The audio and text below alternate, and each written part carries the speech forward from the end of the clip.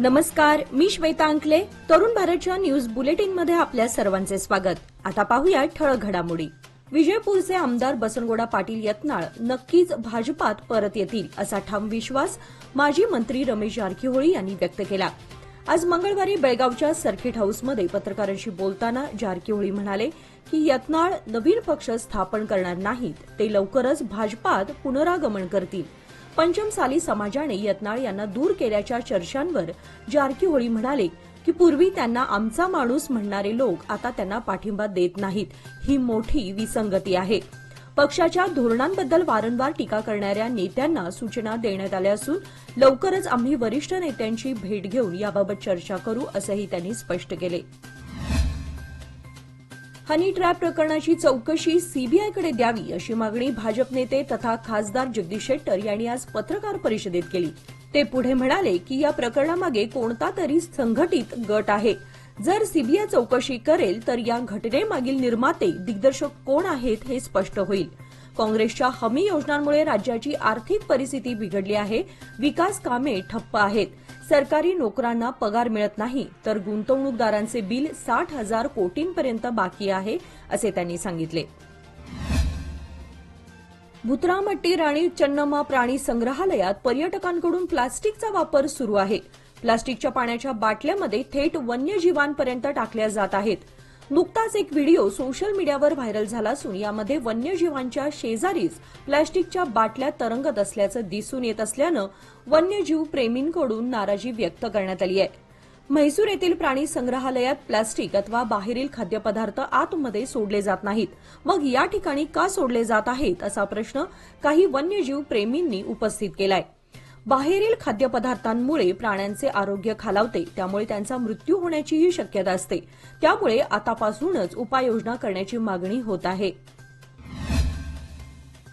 केंद्रातील भाजप सरकारने दैनंदिन वापरातील वस्तूंच्या किमती वाढवून सामान्य माणसांना भरडलं जात असून नागरिकांना जीवन जगणं कठीण बनत असल्याचा आरोप महिला व बालविकास मंत्री लक्ष्मी हेब्बाळकर यांनी केला. आज मंगळवारी पत्रकारांशी बोलताना मंत्री हेब्बाळकर म्हणाल्या की इंधनाच्या किमती, गॅसच्या किमती, किराणा मालाच्या किमतीही वाढल्या आहेत. त्यामुळे महागाईची टीका करण्यासह आंदोलन करण्याचा भाजपला काहीच अधिकार नाही. राज्यातील काँग्रेस सरकार सर्वसामान्य नागरिकांना मदत करत असून पुढे देखील करेल असा विश्वास त्यांनी यावेळी व्यक्त केला. गणेशपूर गल्ली शहापूर येथे गटारी ब्लॉक झाल्याने पावसाचे पाणी दुकानात शिरले. यामुळे टेलरिंग दुकानाचे मोठे नुकसान झाले आहे. गटारींची योग्य सफाई न झाल्यामुळे पाणी साचून दुकानात घुसल्याने व्यापाऱ्यांना मोठा फटका बसला. दुकानातील साहित्य खराब झालं असून लाखोंचं नुकसान झाल्याचा अंदाज आहे. ही माहिती मिळताच महापालिका अधिकारी आणि नगरसेवक रवी साळुंखे यांनी घटनास्थळी भेट देऊन पाहणी केली. बेळगाव शहरात अचानक पडलेल्या पावसाने व्यापाऱ्यांचे मोठे नुकसान झाले असून त्यांनी नुकसान भरपाईची मागणी केली आहे. बेळगाव खडे बाजार येथील डीके हेरेकर ज्वेलर्स या सोन्या चांदीच्या दागिन्यांच्या शोरूममध्ये गुढीपाडवा ते अक्षय तृतीयापर्यंत खास ऑफर्स देण्यात येत आहेत. डीके हेरेकर ज्वेलर्स यांच्या दुकानात दागिन्यांमध्ये उत्कृष्ट डिझाईनची भर पडली असून आकर्षक अशा किमतीत ग्राहकांना उपलब्ध करून देण्यात येत आहेत. यांच्याकडील सोन्याचे दागिने खरेदी केल्यास तेवढ्याच वजनाची चांदी विनामूल्य मिळवता येणार आहे. तसेच 10,000 रुपये किमतीचे चांदीचे दागिने खरेदी केल्यास विनामूल्य 0.100 मिलीग्रॅम सोन्याचे नाणे अगदी मोफत मिळवता येणार आहे. सदर ऑफर ही केवळ दागिन्यांवर वैध असून नाणी किंवा बिस्किटावर असणार नाही. ग्राहकांना या सुवर्णसंधीचा लाभ अक्षय तृतीयेच्या मुहूर्तापर्यंत घेता येणार आहे. अधिक माहितीसाठी मोबाईल क्रमांक 6360286261 यावर संपर्क साधण्याचे डीके हेरेकर ज्वेलर्स यांच्या वतीने कळवण्यात आले आहे. महापालिकेने बेळगाव शहरातील कचऱ्याची विल्हेवाट लावण्यासाठी तसेच आपले शहर स्वच्छ ठेवण्यासाठी अनेक उपाययोजना हाती घेतल्या आहेत. त्यातीलच एक भाग म्हणून शहराच्या दक्षिण भागात भूमिगत डस्टबिन बसवण्यात आले होते. गुजरातमधील सुरतनंतर बेळगावात प्रथमच पहिल्या टप्प्यात Anandwadi PK quarters, Khasbag old PB road, Vadgaon Omkarnagar, Bhagyanagar अशा 24 ठिकाणी भूमिगत डस्टबिन बसवून उघड्यावर पडणाऱ्या कचऱ्याची समस्या सोडवली होती. दक्षिण भागाप्रमाणे आता उत्तर मतदारसंघात देखील भूमिगत डस्टबिन बसवण्याचा विचार महापालिकेने सुरू केला असून लवकरच यावर उपाययोजना सुरू होतील अशी चिन्हे दिसून येत आहेत. बेळगाव जिल्हा पालकमंत्री सतीश जारकिहोळी यांनी आमदार बसनगौडा पाटील यत्नाळ यांच्या निलंबनावर खोचक प्रतिक्रिया देत म्हटले की यत्नाळ आणि भाजप एकमेकांशिवाय पर्याय नाही. यत्नाळ लवकरच भाजपमध्ये पुन्हा परततील असा दावाही त्यांनी केला. ते पुढे म्हणाले की शिवाय 2 दिवसात भाजपच्या वतीने धरणे आंदोलन हाती घेतले तरी भाजप नेत्यांनी जरा केंद्र सरकारने टोल शुल्क वाढ, महागाई वाढ याकडे जरा लक्ष द्यावे. राज्यातील सरकारने घेतलेले निर्णय योग्य असल्याचे त्यांनी सांगितले. शहराच्या कचरा व्यवस्थापन, पाणी पुरवठा यावर लवकरच विशेष चर्चा करून प्रशासनाला सूचना दिल्या. अस्मिता एंटरप्राइजेस. आम्ही आपल्या घरी किंवा व्यवसायाच्या ठिकाणी कीटक नियंत्रण आणि निर्जंतुकीकरण सेवा A to Z pest control सोल्युशनद्वारे पुरवितो. आमचे वैशिष्ट्ये आमच्याकडील औषधांमुळे झुरळ, डास, उंदीर, मुंग्या, पिसवा, ढेकूण आणि वाळवींना प्रतिबंधित करून त्यांचा नायनाट होतो. वार्षिक कराराद्वारे सुरक्षित आणि निरोगी पर्यावरण राखण्यास मदत करतो. अधिक माहितीसाठी आजच संपर्क साधा. अस्मिता एंटरप्राइजेस बेळगाव. मोबाईल क्रमांक 8971597642 किंवा 7676702944. श्री स्वामी समर्थ प्रकट दिन सोहळ्यानिमित्त काल सोमवार दिनांक 31 मार्च रोजी सकाळी विद्यानगर अनुगोळ येथील दामोदर नारायण भोसले यांच्या निवासस्थानी स्वामी समर्थ प्रकट दिन सोहळा मोठ्या उत्साहात संपन्न झाला. सकाळी 7 वाजता कुंदन भोसले यांच्या हस्ते महाभिषेक करून झाल्यानंतर महाआरती आणि दुपारी महाप्रसादाचे वाटप करण्यात आले. याप्रसंगी असंख्य स्वामी भक्तांनी स्वामींचे दर्शन घेऊन महाप्रसादाचा लाभ घेतला. दरम्यान श्री स्वयंभू गणेश मंदिर टिळकवाडी मंडळाने यासाठी विशेष परिश्रम घेतले. भुतरामनहट्टी येथील कित्तूर आणि चन्नमा प्राणी संग्रहालयात नव्या सिंहिणीचे आगमन झाले असून भृंग्या नावाच्या 9 वर्षाच्या सिंहिणीला बेंगळूरच्या बन्नेरघट्टा राष्ट्रीय उद्यानातून येथे आणण्यात आले आहे. यापूर्वी निरुपमा नावाच्या सिंहिणीचा 6 फेब्रुवारी रोजी आजाराने मृत्यू झाला होता. त्यामुळे नरसिंह कृष्णा एकटा पडला होता. मात्र भृंग्याच्या आगमनाने कृष्णा पुन्हा उत्साही आणि सक्रिय झाला आहे. प्राणीप्रेमी आणि पर्यटकांसाठी ही आनंदाची बाब असून सिंह सिंहिणीच्या जोडीमुळे प्राणी संग्रहालय आणखी आकर्षक ठरणार. हिडकल जलाशयातून येणाऱ्या पाईपलाईनच्या दुरुस्तीसाठी आज 1 एप्रिल आणि उद्या 2 एप्रिल रोजी बेळगाव शहरातील पाणी पुरवठा बंद राहणार आहे. L&T कंपनीने नागरिकांना याची नोंद घेण्याचे आवाहन केलं आहे. त्यामुळे पाणी साठवून ठेवण्याचे नियोजन करण्याची गरज आहे. शहरात भटक्या कुत्र्यांची संख्या काही केल्या कमी होताना दिसत नाही. काही हॉटेल व्यावसायिक हॉटेलमधील शिल्लक अन्न कचऱ्यामध्ये फेकत असल्याने कुत्र्यांची संख्या वाढत आहे. मध्यवर्ती बस स्थानक परिसरात तर कुत्र्यांची संख्या मोठ्या प्रमाणात वाढली असून रात्री ये-जा करणाऱ्या प्रवाशांना जीव मुठीत घेऊन प्रवास करावा लागत आहे. अनेक वेळा सूचना देऊन देखील खाद्यपदार्थ कचरा कुंडीच्या बाहेर टाकले जात आहेत. यामुळे धोका वाढला असून महापालिकेने यावर उपाययोजना करणं गरजेचं आहे. कालच एक सोशल मीडियावर व्हिडिओ व्हायरल झाला, जो आपण आता पाहतोय. रात्रीच्या वेळी कामत गल्लीच्या कोपऱ्यावर 25-30 कुत्री कचऱ्याच्या अवतीभोवती फिरत असल्याचं दिसत आहे. त्यामुळे कचऱ्यांमध्ये खाद्यपदार्थ टाकणाऱ्यांवर कारवाईची मागणी केली जात आहे. बेळगाव व चंदगड तालुक्याच्या सीमेवरील महिपाळगड जंगलातील गव्याच्या कळपाने तालुका बेळगाव बेक्किनगेरे शिवारात गत महिनाभरापासून धुमाकूळ घातलाय. सायंकाळ होताच 20 ते 25हून अधिक असणाऱ्या गव्यांच्या कळपाचे आगमन होते. पुन्हा पहाट होताच ते पुन्हा परतीच्या मार्गावर असतात.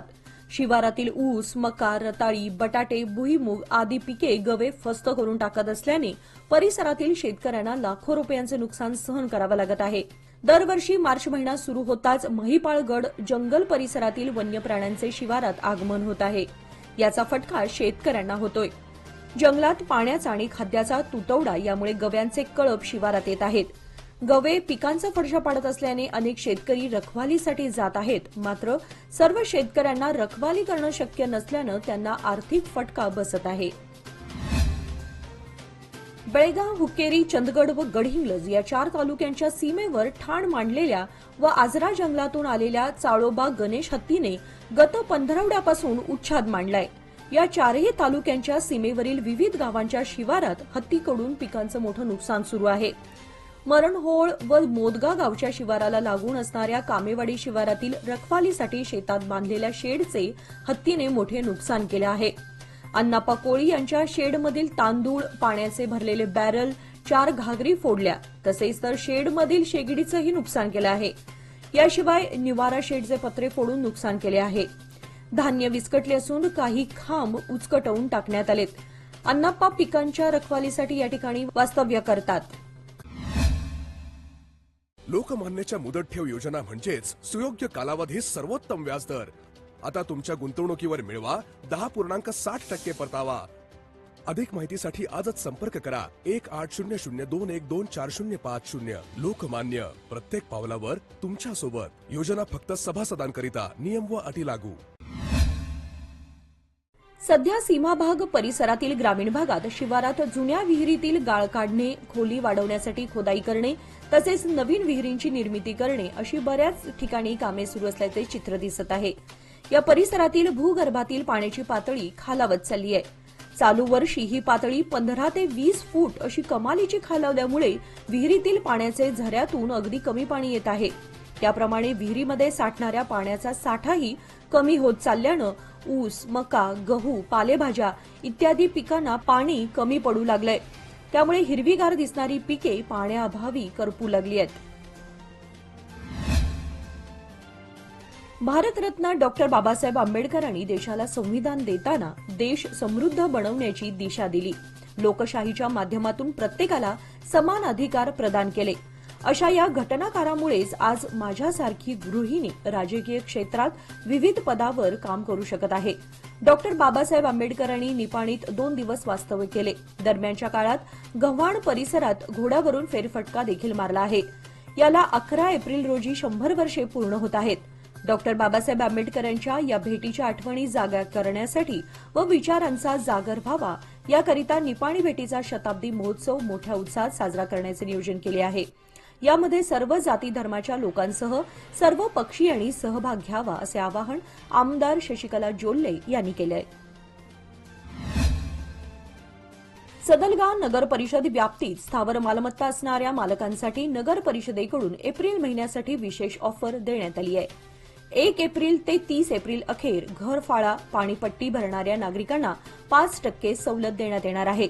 तसेच मे व जून महिन्यात कोणतीही सवलत असणार नाही, पण दंडही आकारण्यात येणार नाही. तर जून 2025 ते मार्च 2026 दरम्यान फाळा भरणाऱ्यांना 2% दंड आकारण्यात येणार आहे. त्यामुळे नागरिकांनी याची दखल घेत एप्रिल महिन्यातच घरफाळा पाणीपट्टी गाळा भाडे भरून सहकार्य करावे. एप्रिल महिन्यासाठी देण्यात आलेल्या सवलतींचा सर्वांनी लाभ घ्यावा. शहरवासियांनी वेळीच घरफाळा पाणीपट्टी भरल्यास शहराच्या विकासासाठी मदत होणार आहे. शहराचा विकास ही आम्हा सर्वांची जबाबदारी आहे. त्यामुळे सर्वांनी वेळेवर फाळा भरून सहकार्य करावे असे आवाहन सदलगा नगर परिषदेचे मुख्याधिकारी शिवानंद भोसले यांनी केलं आहे.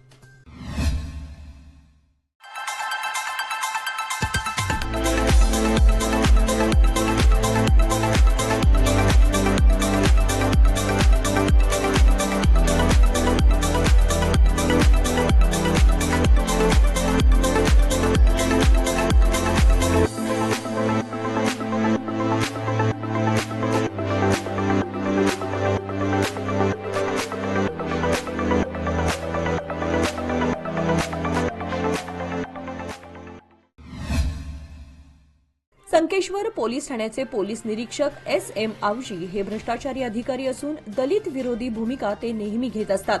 यामुळे त्यांना तातडीने निलंबित करावे किंवा त्यांची इतरत्र बदली करावी अशी मागणी निवेदनाद्वारे विविध दलित संघटनेच्या कार्यकर्त्यांनी केली आहे. हे निवेदन अतिरिक्त जिल्हा पोलीस प्रमुख RB बसरगी यांना देण्यात आलंय.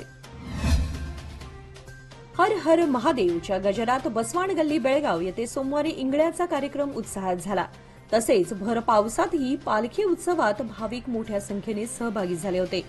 बसवांना यात्रेनिमित्त सकाळी मंदिरात परंपरेप्रमाणे विविध धार्मिक कार्यक्रम झाले. सकाळपासूनच दर्शनासाठी मंदिर परिसरात भाविकांनी मोठ्या प्रमाणात गर्दी केली होती. तसेच दुपारनंतर भाविकांच्या गर्दीत वाढ झाली.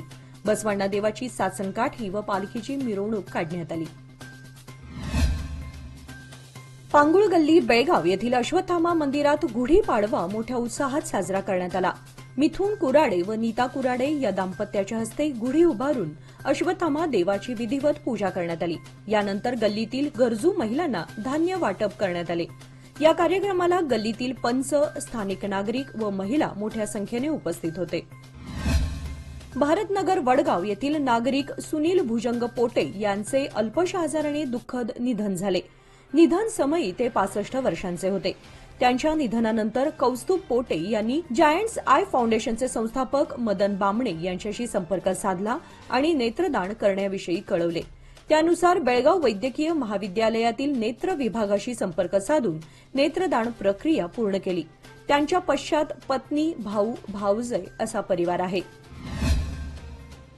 हालसिद्धनाथ महाराज की जय, चांग भलं च्या जयघोषात खारीक खोबरे भंडाऱ्याची उधळण करत आप्पाची वाडी येथील कुर्ली हालसिद्धनाथ पाडवा यात्रा संपन्न झाला. 2 दिवसात हजारो भाविकांनी हालसिद्धनाथांचे दर्शन घेतले. पाडवा यात्रेनिमित्त विविध धार्मिक कार्यक्रमांचे आयोजनही करण्यात आले होते. याचबरोबर आजचे बातमीपत्र इथे संपले. अधिक माहिती आणि ताज्या घडामोडींसाठी पाहत रहा तरुण भारत न्यूज चॅनल. तसेच आमच्या चॅनलला लाईक, शेअर आणि सबस्क्राईब करायला विसरू नका. आणि विश्वासार्ह बातम्यांसाठी दररोज वाचा दैनिक तरुण भारत. धन्यवाद.